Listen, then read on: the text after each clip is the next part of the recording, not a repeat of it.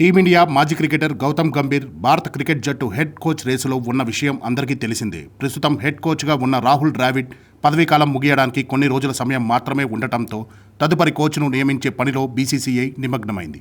ఈ నేపథ్యంలోనే క్రికెట్ సలహా కమిటీ ఇటీవల ఇంటర్వ్యూలు నిర్వహించింది. ఇందులో గౌతమ్ గంభీర్ వర్చువల్గా పాల్గొనగా దాదాపు 40 నిమిషాల పాటు ఈ ఇంటర్వ్యూ కొనసాగింది. ఈ సందర్భంగా గంభీర్కు కమిటీ సభ్యులు 3 కీలకమైన ప్రశ్నలు సంధించారని తెలిసింది. టీం కోచింగ్ సిబ్బందికి సంబంధించిన మీ ఆలోచనలు ఏంటి?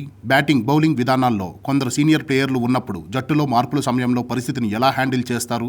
3 ఫార్మాట్లకు వేర్వేరు కెప్టెన్లు, వర్క్లోడ్, ఐసీసీ ట్రోఫీలు గెలవలేక జట్టు ఎదుర్కొంటున్న వైఫల్యాలను పరిష్కరించడం వంటి అంశాలపై మీ అభిప్రాయాలు ఏంటి? ఈ విధంగా ఈ 3 ప్రధాన ప్రశ్నలను కమిటీ సభ్యులు గంభీర్ని అడిగారని ఒక క్రీడా ఛానల్ తన కథనంలో వెల్లడించింది. మరి వీటికి గంభీర్ ఎలాంటి సమాధానాలు ఇచ్చాడనేది మాత్రం వెలుగులోకి రాలేదు. కాగా గంభీర్కు నిర్వహించిన ఈ ఇంటర్వ్యూలో ఓ రౌండ్ పూర్తయిందని, మరో రౌండ్ కూడా నిర్వహించనున్నారని తెలుస్తోంది. గంభీర్తో పాటు డబ్ల్యూవి రామన్ కూడా వర్చువల్ ఇంటర్వ్యూలో పాల్గొన్నారు. కానీ గంభీర్నే కోచ్గా చేయడానికి బీసీసీఐ ఆసక్తిగా ఉందని వాదనలు వినిపిస్తున్నాయి.